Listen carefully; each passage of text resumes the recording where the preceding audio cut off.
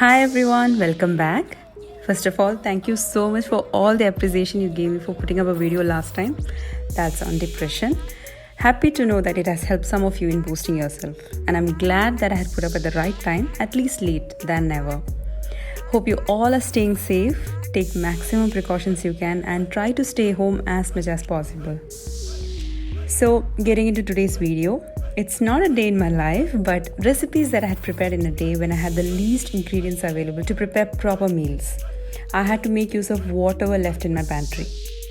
We had given order, it was yet to arrive, but still that doesn't mean I shouldn't be cooking till it comes. My family needs to be fed, especially kids. They feel a lot more hungry when they are bored at home.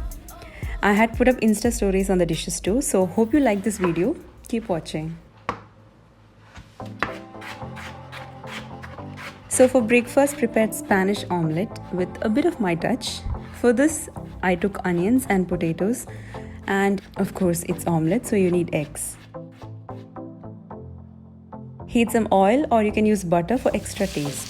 Saute sliced onions for 2 minutes or till it becomes a bit soft.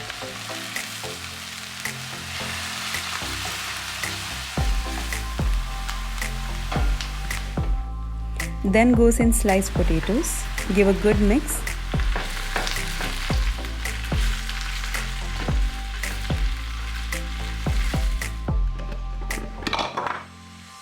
To this you can add your favorite herbs or spinach as well.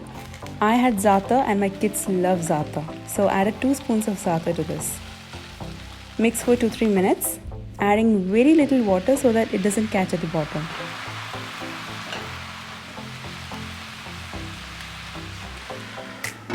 Cover and keep on low flame for 5 to 6 minutes. I had chicken franks with me, that's chicken sausage, so adding that as well. Now instead of this you can add shredded chicken, or you can just simply skip it. Give a mix and keep covered again for 5 to 6 minutes or until the potatoes are cooked.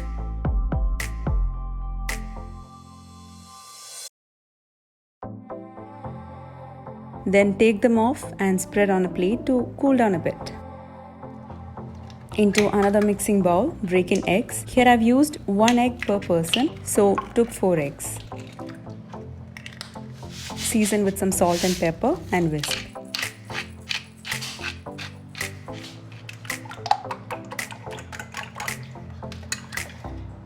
Then goes in the warm potato mix.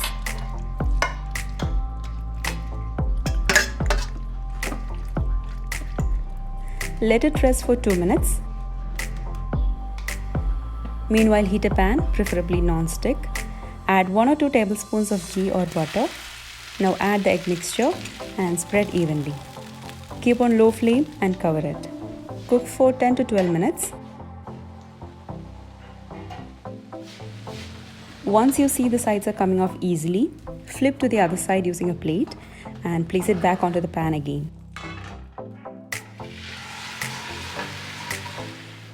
Lightly press on the side so that it's in a good shape. Placing some cheese slices, you may use any type of cheese. Cover and cook again for 5 to 6 minutes.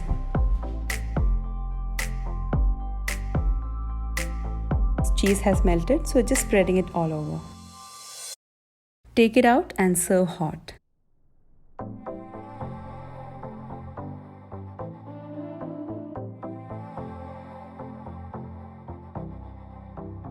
That was a filling breakfast and really delicious.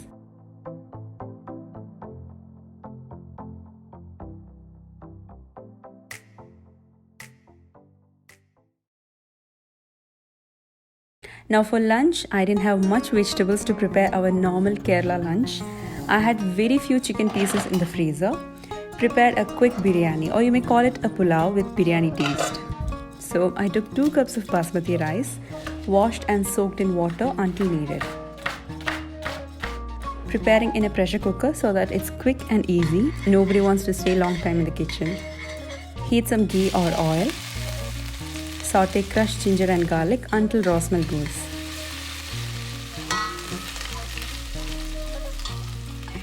Then to that added 3 small onions that's sliced and mix well.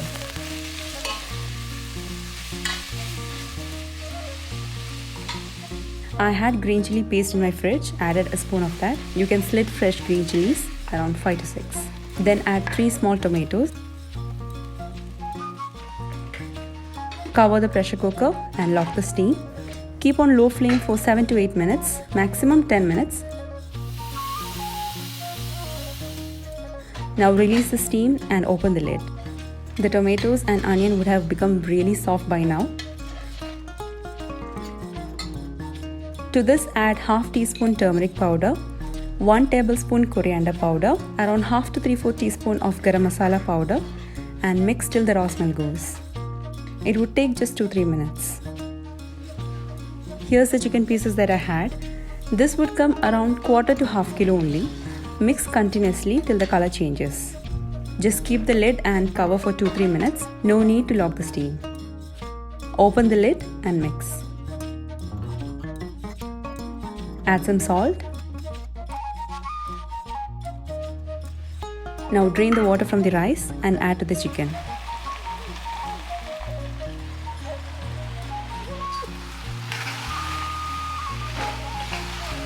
Mix the rice for 2-3 minutes.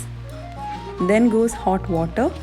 Here the quantity of water is equal to double the amount of rice minus 1 cup.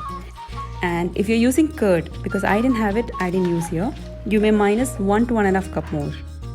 I didn't have lemon juice, so I added 1 teaspoon vinegar. Mix well.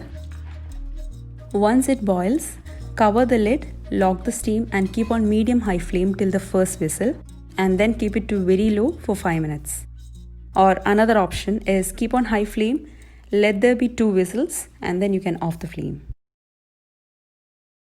After the steam is completely released, open the lid and keep it open for 5 minutes. Always use a fork to mix. And there you have a quick and delicious cooker biryani. Have it with papad or pickle.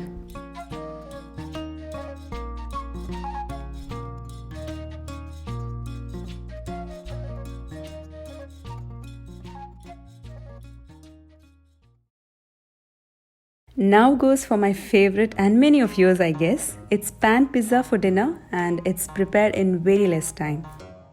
Let me show an instant pizza sauce using 3 tablespoons ketchup. To that goes 2 cloves of garlic that's chopped, 1 teaspoon red chili flakes, half to 1 teaspoon red chili powder, half to 3/4 teaspoon oregano. Do not skip this, it's a main ingredient. Luckily, I had all the ingredients. Add 1/4 teaspoon sugar and some salt. Then mix well. I forgot to take the video, I had added half teaspoon vinegar to this. And that's your instant pizza sauce that needs no cooking. Now for the pizza dough, into a mixing bowl, add 2 cups all-purpose flour. To that goes 2 to 2.5 teaspoon baking powder, some salt and whisk. Then goes 1 cup yogurt, and now it's time to knead. Place it on the countertop. Add extra flour if the dough is really sticky.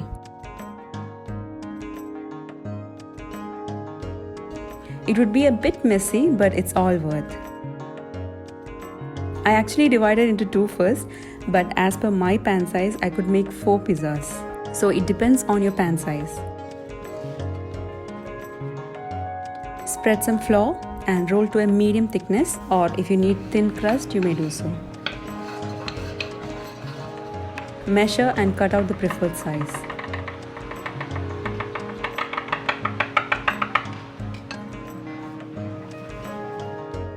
Heat the pan and spread some oil, preferably sunflower or olive oil. Place the pizza dough in the pan. Keep on low flame. You can see the bubbles forming on top. Check the bottom side, and when it has gone light brown shade, turn over. Now spread the pizza sauce. Spread mozzarella cheese. I took out the leftover chicken pieces from the biryani we had for lunch, chopped and added. Then more cheese. You can add more vegetables like olives, capsicum. I didn't have anything with me. Kept it covered for 5 minutes or until the cheese has melted. Now take it out.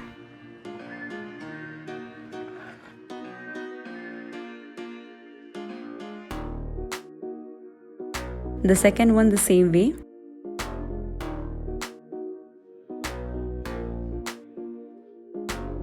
Since the chicken was over, I added only the cheese, and that too was simple, easy and delicious. Do try this, I'm sure you will love it.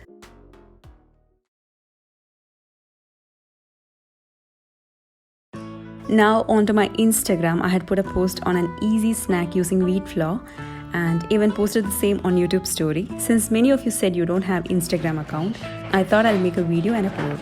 So this was prepared on a different day, not on the same day, but I thought it would be better to post here as it's similarly an easy snack.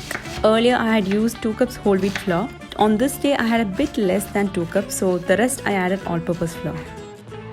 Then to that added 1 teaspoon baking soda. Add some salt. In the recipe of the post I had added green chilies. It was over, so I added red chili flakes instead. Then add 1 onion chopped. Give a mix and keep adding water.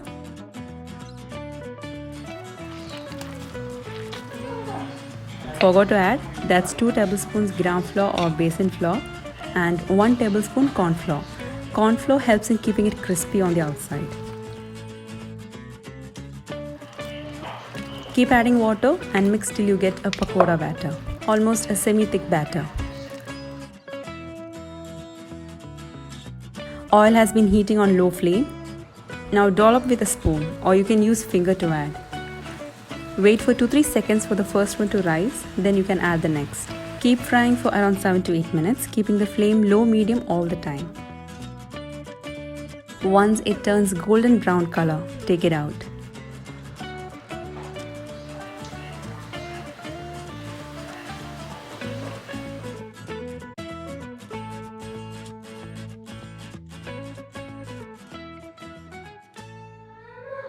I had recently seen a video from my husband's mobile, some forwarded video preparing chili Horlicks, and just gave a try. For kids, I prepared without chili. So on a total, took 2 cups milk and 2 cups water. Then boil it. For the chili Horlicks, added 2 spoons of Horlicks. That's some brown sugar instead of white. And then 1 teaspoon red chili flakes. Don't add too much. I think for 1 glass, 1/4 to 1/2 teaspoon would be more than enough. Give a mix. That's plain Horlicks for kids. And that's for us. Give a good stir.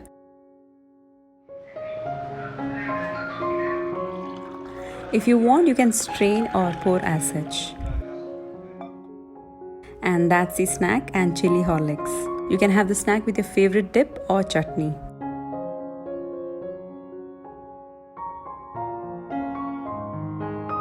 I don't use white flour or the all-purpose flour, baking soda, baking powder all the time. I make these dishes maybe once in a week or maybe once in 2 weeks. I don't cook all time this way. So that's for today's lockdown recipes with the available ingredients. Hope you all liked it. Do try out and let me know your feedback. Stay strong, stay safe and stay happy. See you with another video. Until then, take care. Bye-bye.